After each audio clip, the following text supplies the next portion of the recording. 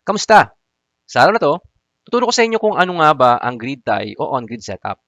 Ito ang isa sa tatlong video series na magpapaliwanag ng iba't ibang klaseng solar setup at alamin natin kung ano nga bang pinakamaganda at swak na setup para sa iyo. Ano ba ang grid tie o on-grid setup? Kaya ito tinawag na grid tie or on-grid ay sa kadahilanang ang output ng ating grid tie inverter na alternating current o AC ay direktang nakatay or nakatap sa ating grid o power main line para tumulong magbigay ng kuryente. Sa normal na electrical setup ng isang bahay, ganito magiging itsura niyan. May linya mula sa poste ng kuryente o distribution utility papunta sa ating bahay. Ito ay dadaan muna sa electric meter at sa main circuit breaker. Mula sa circuit breaker, may connection naman papunta sa mga ilaw at sa mga AC outlet. Kung mag-setup ka ng grid tie, ito naman ang magiging itsura niyan. May solar panel ka and yung direct current o DC output ay papunta sa grid tie inverter. Yung grid tie inverter naman ay i-convert ito para maging AC at ito yung itatay niya or itatap niya sa mismong power line ng bahay mo. Ang grid tie o on-grid setup ay binubuo ng mga pangunahing kagamitan. Una, solar o photovoltaic or PV panels. Pangalawa, grid tie inverter. Pangatlo, circuit protection devices gaya ng DC and AC miniature circuit breaker or MCB. Meron din tayong AC and DC surge protection devices or SPD. At higit sa lahat, yung mga miscellaneous parts gaya ng solar panel railings, footings, clamps, wires, at MC4 connectors. Ano ang grid tie setup at bakit ito ang dapat piliin? Ang grid tie setup ang pinakamadali at pinakamurang setup na pwede mong gawin at install sa bahay mo. Dito, hindi mo kailangan bumili o gumamit ng battery. Lahat ay direktang manggagaling sa sinag ng araw upang tulungan kang supply ng kuryente yung buong bahay mo. Pwede ka magsimula sa maliit na setup lamang at pwede mong dahan-dahanin ang pag-upgrade hanggang sa kaya ng budget mo. Ang kuryente na po-produce mula sa araw ay kinokolekta ng solar panels at ito ay direct current or DC. Ito ay finifeed sa grid tie inverter at dito ito ay kinoconvert sa AC o alternating current para mapakinabangan sa bahay. Maliban sa pag-convert mula sa DC papunta ang AC, trabaho din ng grid tie inverter na matiyak na pareho ang frequency na nilalabas niya ang AC para mag-match sa frequency ng kuryente ng bahay mo na ang standard ay 60 Hz. Ang nilalabas na AC voltage ng grid tie inverter mo ay tinatap sa mainline ng bahay or sa tinatawag nating grid. Ito ay upang makatulong sa pag-provide ng kailangan mong kuryente. Para kang may dalawang pinagkukunan ng kuryente or power source. Ano ba yung mga dapat mong malaman sa grid tie or on-grid setup?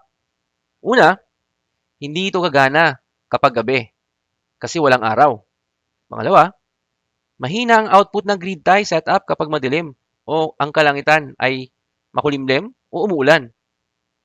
Pangatlo, hindi gagana ang setup mo kapag walang kuryente. Bakit ganun? Yung mga modernong grid tie inverters, meron silang AC sensing circuit para malaman kung may live AC sa mainline mo o may kuryente. Ito ay para matiyak na hindi makukuryente ang sino man, lalo na yung mga nag-service sa line o yung nag-aayos ng linya. Pang-apat, kapag sobrang lakas ng output ng grid tie inverter mo at labis ang produksyon kumpara sa kailangan ng bahay mo, ito ay didiretso at lalabas o mag-i-export papuntang mainline o grid. Ano ibig sabihin nito? Halimbawa, ang napoproduce ng setup mo ay 1,000 watts at ang kasalukuyang konsumo ng bahay mo ay nasa 300 watts lamang. Yung sobrang 700 watts ay lalabas papuntang grid o mainline ng kuryente mo. Ang mangyayari, mas bibilis ang ikot ng kontador mo o yung electric meter at mas tataas ang kuryente mo imbis na bumaba. Siyempre, mas lalaki mabayaran mong kuryente. Alam kong iniisip mo, may tanong ka, bakit ganun? Di ba, naglabas na ako, ba't tumaas pa kuryente ko? Oo, ganun talaga. Ikaw na nag-produce ng kuryente at naglabas o nag-export sa mainline, ikaw pa ang charge ng electric power na provider mo. Ganun kasi ang pagkakagawa at pagkakadesign ng mga electric meters natin. Papasok man o palabas ng kuryente, isang direksyon lang ang magiging ikot ng kontador or electric meter. Kaya, pag mas mabilis ang ikot, mas malaki mabayaran mong kuryente. Para maiwasan ang ganitong sitwasyon, may dalawa kang pwedeng gawin. Una, pwede kang gumamit ng current transformer limiter o yung tinatawag na CT limiter. Kadalasan, yung mga modern o yung branded grid tie limit inverters ay may kasama ng limiter or city limiter. Trabaho ng city limiter na bantayan kung gaano kalakas ang konsumo ng bahay mo. So basically, yung grid tie inverter mo at city limiter, nag-work sila hand in hand. Si city limiter, kumbaga siya yung nagme-measure na lumalabas na kuryente at pumapasok. Kung mas mataas ang napoproduce ng kuryente ng grid tie setup at mababa lang ang kailangan ng bahay mo, bababaan niya ang output para sakto lang sa kailangan mo at wala nang lalabas papuntang mainline.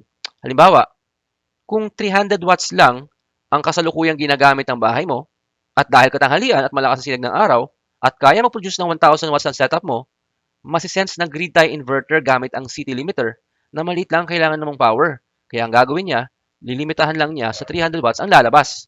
Sa ganun, walang lalabas sa mainline at di ka ma-charge para sa pag-export ng kuryente. Pangalawang option, pwede ka mag-apply ng net metering.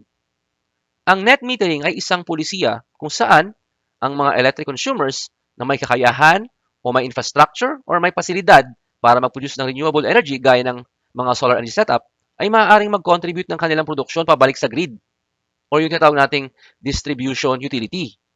Yung na-produce nilang kuryente papunta sa grid ay ibabawas sa kanilang na-consume at yung neto, yun lang yung babayaran. Halimbawa, kung sa maghapon, nag-export ka papuntang mainline or grid ng 2,000 watt-hours or 2 kilowatt-hours. Tapos, syempre sa gabi, di ba, wala namang solar, wala namang araw. So, gagamit ka ng kuryente mula sa mainline. Di ba? Sabihin natin, mula gabi hanggang kinaumagahan ay nakagamit ka ng 2,500 watt-hours or 2.5 kilowatt-hours. So, yung neto ng dalawa, 2,500 minus 2,000, ang babayaran mo na lang para sa araw na yon ay 500 watt-hours. Astig, di ba? Pero, syempre, may mga alituntunin ka at dapat gawin kung gusto mo mag-apply ng net metering. Okay? Ito yung sunod natin pag-uusapan. Ano ba yung mga kailangan kong gawin para sa net metering? Kailangan mong mag-file ng application. So basically, yung unang step is yung filing of net metering service application. So dito, kailangan mong humingi ng net metering application form mula sa iyong distribution utility. Tapos, kailangan mong bigay ng identification document, detailed planning data, list of certified equipment, and plant parameters form. Okay? Hindi ko na ipapaliwanag to isa-isa. After nun, magkakaroon ng technical evaluation. Yung distribution utility or DU or yung electric provider natin, magko-conduct sila ng initial assessment para alamin kung kailangan pa ng DIS or Distribution Impact Study. Ano ba yung DIS? Ito yung ginagawa ni DU para malaman kung anong magiging impact and kung kakayanin ba ng distribution system na may ko-connect para maging generation source. Halimbawa, ikaw yung magpo-produce, di ba? Ko-connect ka sa line nila. Aalamin nila kung kaya ba ng kanilang distribution system. Kapag naging okay ang resulta ng DIS, ito ay papaalam sa aplikante at bibigyan na siya ng mga kailangang ihanda para sa pag-connect. Ano-ano yung mga kailangang ihanda sa mismong linya ng bahay, halimbawa. Kasi may mga requirement yan eh. Tapos, ano ba yung mga dapat bayaran? Ngayon, para sa kumpletong proseso ng net metering, puntahan lang ang link na to. Kapag naaprubahan na ang application mo sa net metering, papalitan na ng iyong distribution utility or DU yung electric meter mo. Maaaring gumamit sila ng dalawang unidirectional electric meter gaya ng nasa larawan o maaaring isang bidirectional meter na lang ang gamitin.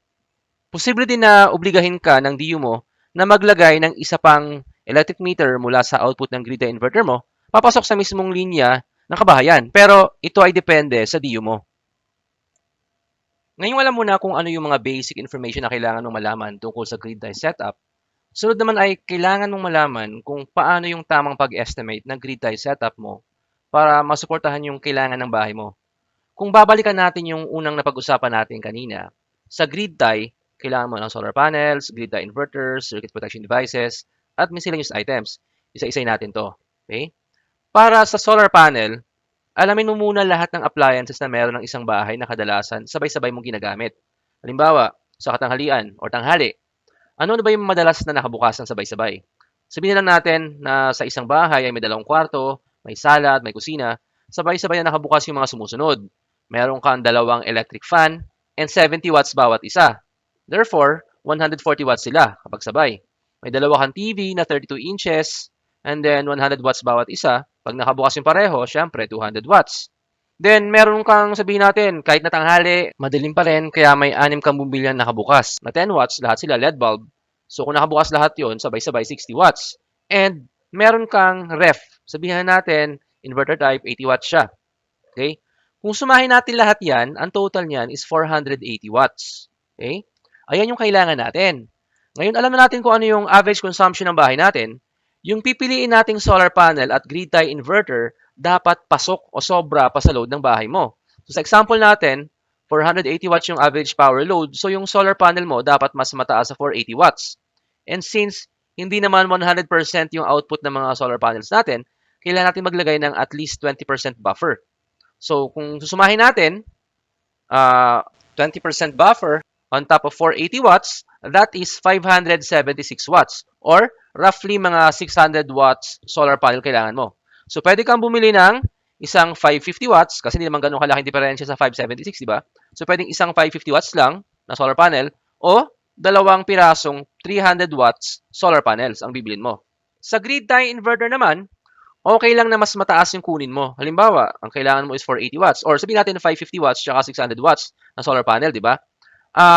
Pwede kang bumili ng 1 kilowatt grid tie inverter. Siyempre, yung kunin mo yung may kasama ng Wi-Fi at city limiter para hindi mo na paproblemahin yung mga yon later on. So, maraming brand ngayon like yung Sofar, yung Solax, yung mga yan, may kasama ng city limiter at Wi-Fi yan para hindi ka magkakaproblema sa pag-monitor using the application.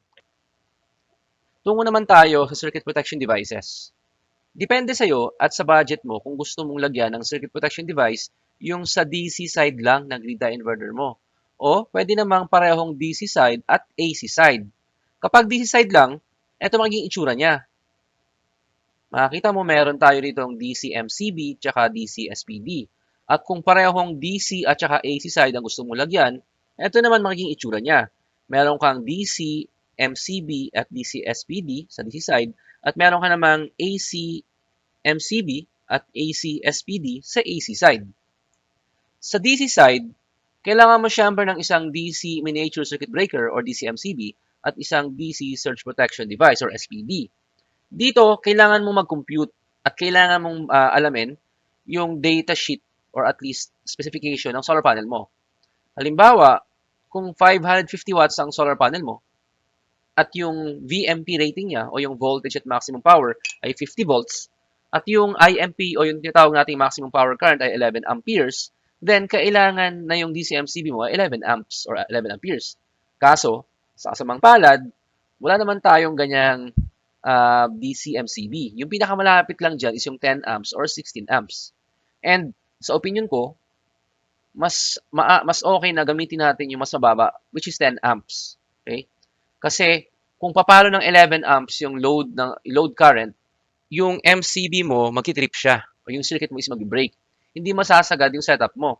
Remember na yung 50 volts times 10 amps is 500 watts. Ayun yung maximum na ilalabas. And remember, yung sa setup natin kanina, kung naalala nyo, yung kabahayan mo, ang total lang niya is 480 watts. Diba? So, pasok pa siya sa load mo. Ngayon, kung may plan ka na dagdagan sa hinaharap yung solar panels mo, then dapat i-consider mo to sa pag-compute at pagpili ng gamitin mong DC-MCB. Halimbawa, sa ngayon, ang plano mo lang is 550 watts. Pero siguro after 1 month, plan mong mag-upgrade sa 1,000 watts. Either mag-net metering ka or gagamit ka ng city limiter. Okay? Kung plan mong mag-upgrade sa 1,000 watt solar panel or mas mataas pa in the future, then dapat baguhin mo na yung MCB mo. Halimbawa, kung 1,000 watts siya and sabihin natin na 50 volts yung kanyang VMP, using power formula, power equals VI, makakuha natin yung value ng current. I is equal to power all over voltage, di ba? And power natin is 1,000 watts. Then yung voltage natin is 50 volts. Therefore, ang current niya is 20 amps. So, ang pipiliin mo ngayon is 20 amps na DC MCB. Kung may plano ka mag-upgrade in the future. Ganun yun. Okay? Ngayon, balik tayo sa discussion natin. Yung DC MCB, ilalagay natin siya sa pagitan ng solar panel at ng grid tie inverter gaya nito. Okay? Ngayon, kung plano mong magdagdag or maglagay ng AC MCB tsaka AC SPD, yung AC MCB mo, nakadepende naman siya sa kung ano yung maximum na kayang ilabas ng grid tie solar setup mo. Sa example natin, Kahit 1,000 watts pa or 1 kilowatt pa yung inverter mo, pero dahil nasa 550 watts lang naman yung solar panel mo, so malamang sa malamang, hindi lang ilalabas ng inverter mo, di ba? 550 watts din. Pero, ganun pa man, kailangan natin limitahan lang kung ano yung ilalabas niya. And sa case na to, dapat nakabase tayo sa kung ano yung plano nating ilabas ng ating ng ating grid inverter. Kung gusto mo talagang 550 watts lang ang ilalabas niya para hindi masira yung side mo, then again, using power formula, power is equal to VI, makakuha natin yung current is equal to power all over voltage. And since 550 watts yung ating target na power, and yung voltage natin is 220 volts sa AC side, therefore, ang output lang niya is 2.5 amperes. Ito yung magiging current limit ng ACMCB mo. Again, since wala namang ganyang ACMCB, kunin mo na lang yung pinakamalapit o yung pinakamababa. And kadalasan, yung pinakamababang current is 6 amperes. Ayun yung makakita mo sa market or at least siguro sa mga shops na 220 volt ACMCB. Okay? Yung ACMCB naman ay ilalagay mo siya sa pagitan ng grid tie inverter at ng mainline. Okay? Susunod naman yung surge protection device. Ang purpose ng SPD ay i-absorb lahat ng electrical surges at i-direct ito papuntang ground para hindi makapasok sa ating household o makasira ng mga appliances. Huwag tayong magkakamali na isipin na yung surge protection device ay protection para sa kidlat dahil ito ay maling kaalaman. Hindi mapoprotektahan ng SPD ang mga appliances mo laban sa direktang tama ng kidlat. Again, direktang tama ng kidlat. Pero halimbawa, kung tinamaan ng kidlat is yung puno na katabi ng solar panel mo at hindi naman tinamaan direkta, may papasok pa rin surge. Sa ganung situation, posibleng maprotektahan yung circuit mo at yung solar panels mo. Pero again, kung direktang tatamaan yung solar setup mo or solar panel, walang paraan na maililigtas ka ng SPD. Okay? Ngayon, kung gusto mo talagang protektahan yung circuit mo laban sa kidlat, then ang kailangan mo is lightning arrestor. Ayun yung kailangan mong ilagay. At least meron ka dapat i-set up malapit sa may panel mo or at least malapit sa bahay mo para doon tumama yung kidlat. Okay? Ngayon, balik tayo sa SPD. Meron tayong AC at DC SPD. Pwede mo lagyan ng setup mo kung may budget ka, pero syempre mas okay kung meron. At sinasuggest ko lagyan mo siya para sa added protection. Yung DC SPD ay pwede mong ilagay na nakaparallel sa linya ng solar panel mo bago maabot sa DC MCB. Okay? Sa AC SPD naman, pwede mo ito ilagay na nakaparallel sa linya ng AC MCB mo. At wag mo kakalimutan i-connect yung isang linya sa earth ground. So may dalawa tayong input sa taas at isa sa ilalim. Sa ilalim ay yung earth ground. Doon mo i-connect yung ground connection ng SPD. Okay? Umabot na tayo sa huling yugto ng ating video. At dito, pag-uusapan natin yung mga miscellaneous parts na kailangan mo para ma-install mo yung solar panels. Siyempre, hindi ko nasasama dito yung mga hardware equipment gaya ng barena, martilyo, lagari, pliers, at kung ano pa. Ang kailangan dito is pag-usapan lang natin yung mga may kinalaman para makabit ng maayos yung solar panel sa bubong at of course may connect yung linya. Unahin natin yung railings, footings, and yung mga clamps. Ilan ba ang kailangan mo para maikabit mo ng maayos yung panel mo? Ang sagot dyan ay nakabase sa kung ano yung gagamitin mong solar panel and kung ilang piraso. Sa example ko kanina, pwede kang gumamit ng isang pirasong 550 watt panel o dalawang pirasong 300 watt panels. Bago ka bumili ng mga railings, footings, and mga clamps, dapat munang malaman kung ano yung size ng panel na gusto mong bilhin. Pwede mo itong malaman mula sa datasheet ng panel mo. I-search mo lang sa internet yung model na gusto mo. Halimbawa, para sa 550 watts, gusto kong gamitin yung 3 na vertex na 550 watts. And base sa datasheet, ang lapad niya ay 1096 mm or 1.1 meter, rounded off. Samantalang ang haba naman niya ay 2384 mm or 2.38 meters o siguro 2.4 meters na lang. Kailangan kong maglagay ng isang railing sa ibabaw at isa sa ilalim. At kung ang lapad ng panel ko ay 1.1 meters, kailangan kong mag-add din ng allowance sa 10%. Para saan yung allowance? Kasi kung 1.1 ang lapad niya, dapat may area pa na pwedeng kapitan yung aking mga clamps. Either may end clamp ako or mid clamp. So may 10% allowance. And for 1.1, ang kailangan ko dyan is 1.21 meters. Or kahit siguro 1.20 meters pwede na. And sa Lazada or Shopee, may binibenta ng ganyang size. So, kailangan mo ng dalawa niyan. At dahil iisa lang naman yung gamitin mong panel at may dalawang railings kang ikakabit, so kailangan mo lang ng 6 na L-foot or T-foot. Bakit 6? Tandaan mo, meron kang isang railing sa itaas, may isang railing sa ibabaw. Bawat railing, kailangan mo ng 3 footings or footing para matibay at mas makapit sa bubong. Tapos, Isa lang naman yung kailangan mong panel, therefore, ang kailangan mo lang is 4 na end clamps. Yung end clamp ay ikakabit mo sa magkabilang dulong kanto ng panel mo para kumapit naman sa railing. Ngayon naman, kung 300 watt panel lang balak mong gamitin, sundan mo lang yung ginawa natin for 550 watt panel. Tingnan mo lang yung datasheet para makita mo yung sukat. Ayon sa nakita ko, nasa 1 meter lang yung lapad niya at nasa 1.7 meters naman yung haba. Kung pagtatabihin ko yung dalawang panel na 1 meter at 1 meter, so kailangan ko ng 2 meters na haba ng railing. O kung maglalagay ako ng 10% buffer, sapat na yung 2.2 meter na railings. Meron din ganyang sukat na mabili sa Lazada or Shopee at kailangan natin bumili ng dalawa niyan. Isang 2.2 meters sa taas at isa pa sa baba. Ganun pa din, pwedeng 3 footing bawat railing, pero dahil mas malapad siya, pwede mo nang gawing 4. Para naman sa end clamp, 4 ulit ang kailangan natin para sa 4 na dudong kanto. At ngayon, dahil magkatabi na yung dalawang panel, kailangan mo na rin lagyan ng dalawang mid clamp gaya na nasa larawan. At higit sa lahat, kailangan mong bumili ng wire para maikonekta yung solar panel mo sa grid tie mo or kung dadaan ka halimbawa sa circuit breaker, may kukonekta mo ang circuit breaker mo. And para dito, ang isasuggest kong bilhin mo or gamitin mo is yung 6mm squared twin core solar PV cable. Twin core kasi may insulation na siya, makapal na rubber or plastic. And then sa loob nito, andun yung dalawang wire para sa solar panel mo. And ang kagandahan nito is rated siya for solar use. Ibig sabihin, highly resistant siya sa araw, sa ulan, sa weathering. Medyo maganda yung kanyang functionality for solar setup. Okay? And then of course, kailangan mo rin bumili ng MC4 connectors kasi yung solar panels mo sa likod niyan, meron nga nakaabang na MC4 connectors, positive and negative. And yung wire na gagamitin mo para i-connecta yung solar panel mo, kailangan mong kabitan mo rin ng MC4 connector. So for this, at least kailangan mong bumili ng dalawang pares. So magdagdag ka na rin ng extra. Okay? So ayun yung mga kailangan mo for the miscellaneous parts. So natapos na natin ang solar sizing, grid tie inverter selection, AC or circuit protection devices, and then finally, etong miscellaneous parts. So dito ko na tapusin yung video, medyo mahaba siya. Salamat at nagtiyaga kayong panoorin yung video. Sana meron kayong natutunan. Ang isa lang sana ang hihilingin ko, sana tulungan yung channel ko na lumaki. Kung maaari, sana pakilike yung video and mag-subscribe na rin kayo. Maraming salamat sa panonood.